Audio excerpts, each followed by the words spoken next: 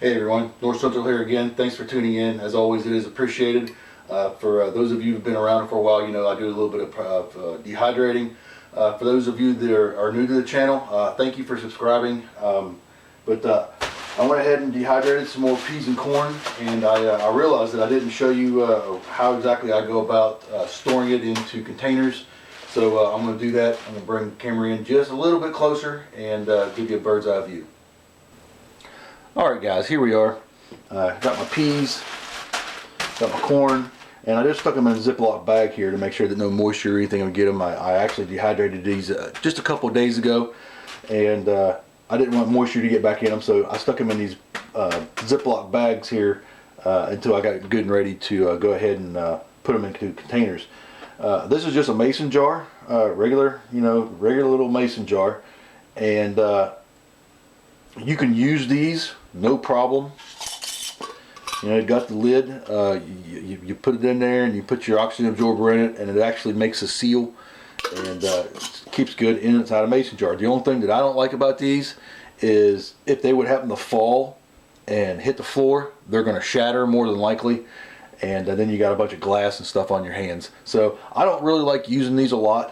What I like to use is very simply, these are soda bottles or pop bottles or whatever kind of soda that you want to do.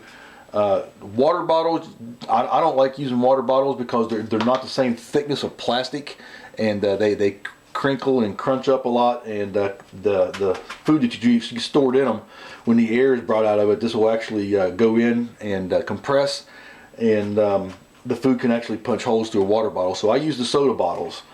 This is a 16 ounce soda bottle, and this is a 24 ounce soda bottle. This is the one that I usually like to put my my hamburger in, just because it's a lot bigger and it can actually hold almost 4 pounds of hamburger in this thing. But for the smaller stuff like the corn and the peas, I like to use the 16 ounce bottles, or even the 12 ounce bottles are really good for it. So I'm gonna go ahead and get this cap off this thing and put some stuff in it, and we'll go from there.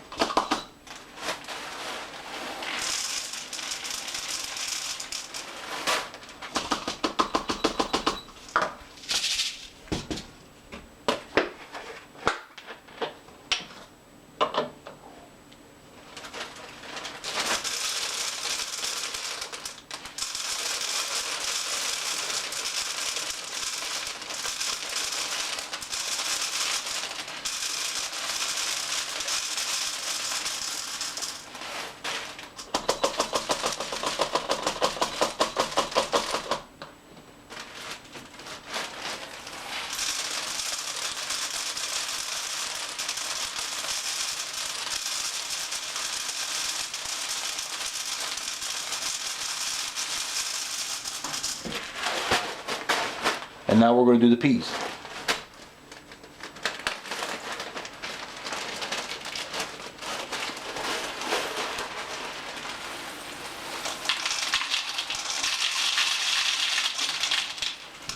Alright guys, this is what I got. I got one full 24 ounce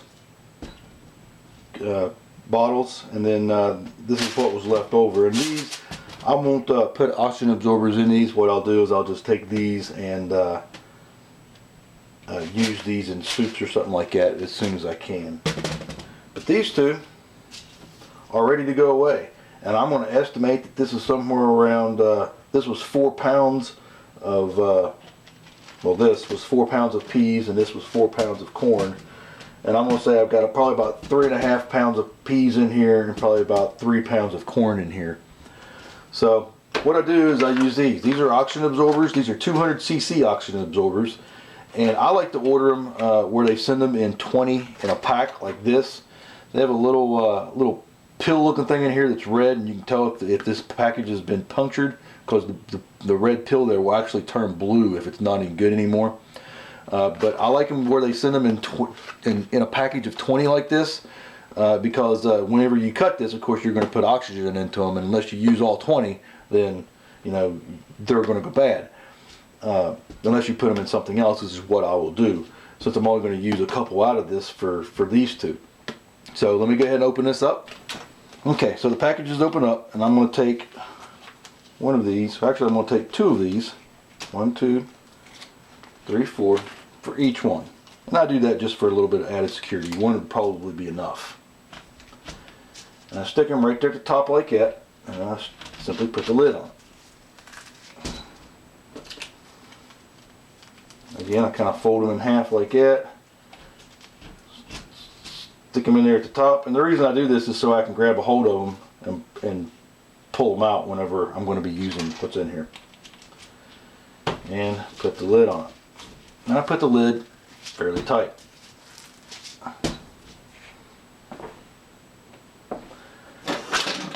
And now they're ready to go into storage. And in a few hours, 3 or 4 hours, I'll come back and I'll show you how these have come in a little bit and squeezed together while the oxygen absorbers are taking the oxygen, of course, out of the bottle.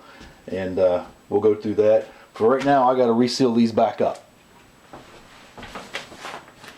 Okay, so what I need to do is I need to take the rest of my absorbers here and food saver them, basically. So I get a long bag like so. I made this one. Stick those down at the bottom. I put the little red pill in there. Okay, and then of course I simply food saver it.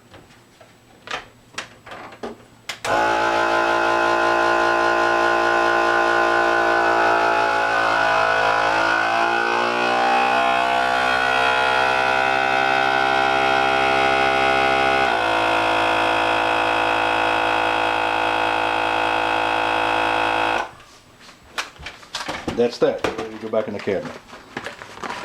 In about 3 or 4 hours, we'll come back to these and I'll show you these, and that'll be that. See you in a few hours. Okay, guys, it's been about I don't know, 2.5, 3.5 hours, whatever it is. Long enough for the bottles to start to get misshapen here, and if you can see that, I'll slowly turn it around here. I got 3 sides that are kind of starting to, instead of being round, they're coming down almost straight. That's what happens is as these oxygen absorbers take the oxygen out, of course the bottle starts to collapse in on itself. And that's one of the reasons why I like using these soda bottles or pop bottles like this, because they're already used to being under pressure, coming, out anyways. So whether it's pressure coming out or in, as long as you got a good seal up here, you're good to go. And these are ready to be put up now. Both of these are the same. They're flattening out like this. So I'll put these down in my long-term storage. And from what I've read through the LDS preparedness manual, you can keep this for somewhere between 15 to 20 years. So this is good stuff. So this is North Central. Thanks for watching, guys.